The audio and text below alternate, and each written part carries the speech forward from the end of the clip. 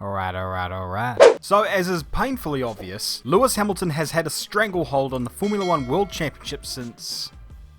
forever. And this year he looks set to take his 11 millionth Grand Prix win and his 7th world title. Hashtag blessed, motherfuckers. And there are forever being opinions and theories being thrown around with regards to who will be the next Formula 1 world champion. Mainly people would point towards someone like Max Verstappen or Nicholas Latifi. Okay, maybe not Latifi, but in my heart, he is. When it comes to who may be the next British world champion, most would point toward George Russell, Williams' Formula 1 driver, and Jude Law's third attempt at cloning himself. But someone else who fits the criteria of a future world champion is Lando Norris. Some would probably scoff at the idea of Norris getting anywhere near the title, but hear me out, people, because in this video, I want to seriously dissect this and work out if Lando Norris can be a future world champion.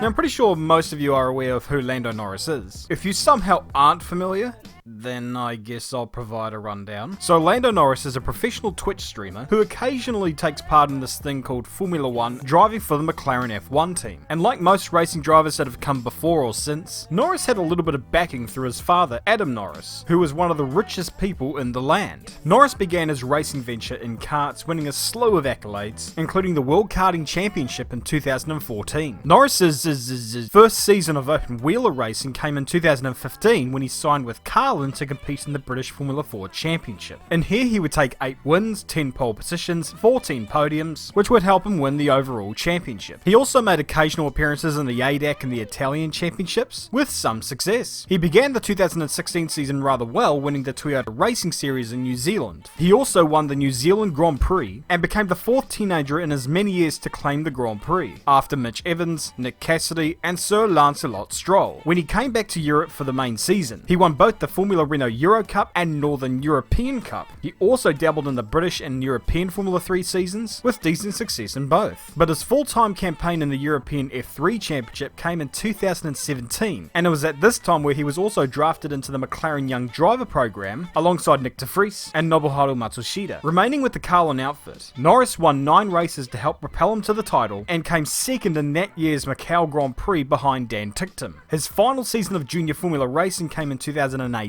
when he joined the Formula 2 grid. He won the first race in Bahrain, and I, in all honesty, thought that this was the beginning of another dominant season for the Brit. Little did we know, however, that this would be his first and last win of the season. Elsewhere, ART's George Russell claimed 7 wins and claimed the championship, while Norris only just managed to hang on to second in the championship over Alexander Albon. After McLaren announced the departure of Fernando Alonso at the end of 2018, it seemed to be the natural thing for McLaren to draft in Norris for the 2019 season. And that's exactly what they did. Now, there was a little bit of anxiety around this, because in the years preceding this, McLaren didn't exactly have the best of track records when it came to their young driver program. I mean, sure, you had that one driver called Lewis Hamilton, and he did kind of win the championship in his second year, but their 2 most recent graduates, Kevin Magnussen and Stoffel Vandoorne, were kicked to the curb after they were blamed for issues beyond their control. And given the nightmarish few seasons that McLaren had, with their piss-poor management and anemic engine, there was a little bit of concern with regard to whether Norris could keep his head above water. His teammate would be Carlos Sainz, and this would prove to be an effective pairing for the Woking outfit.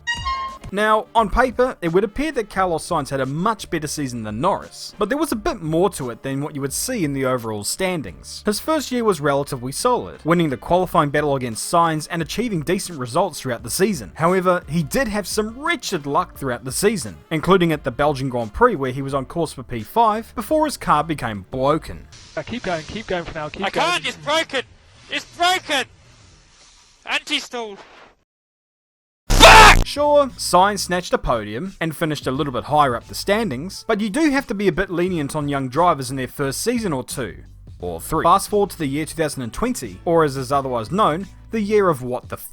At the first round in Austria, Norris achieved his first podium after Hamilton received a penalty for sending Alexander Albon off into the sandbox. He also achieved fastest lap for good measure. Now, I'm sure that people will be quick to point out that had Albon and Hamilton not tangled, Norris would not have gotten his podium. And to that, I answer, I don't care. In races of high attrition, you've got to make those chances count. And he did. His last few laps of that Grand Prix demonstrated his ability behind the wheel. as if there was really any doubt. The following week, he snatched up 5th place on the final lap after Sergio Perez mistakenly tried to finish the race with half a front wing. Since this stellar couple of weekends in Austria, Norris has struggled to replicate those performances, and one could argue that his teammate Sainz has been the better of the two drivers for the remainder of the season. You're gonna die, clown! With Sainz hauling in the deficit in the qualifying battle and achieving a podium at Monza after a fine drive all weekend. However, when all is said and done, Norris remains 4th in the championship heading into the Russian Grand Prix, and that has come through some consistent driving from the Brit, and there is almost certainly more to come as time goes on. But is this the making of a future world champion? Well, let's actually look at the question first.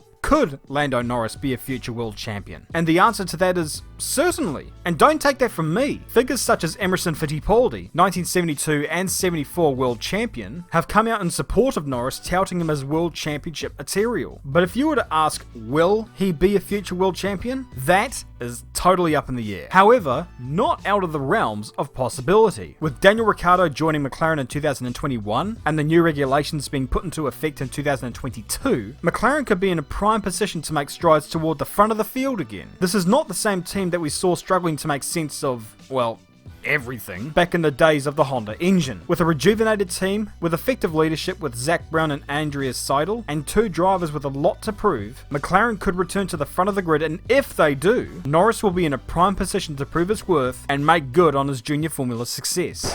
Or this video can age very badly and Nicholas Latifi will become the next champion of the world.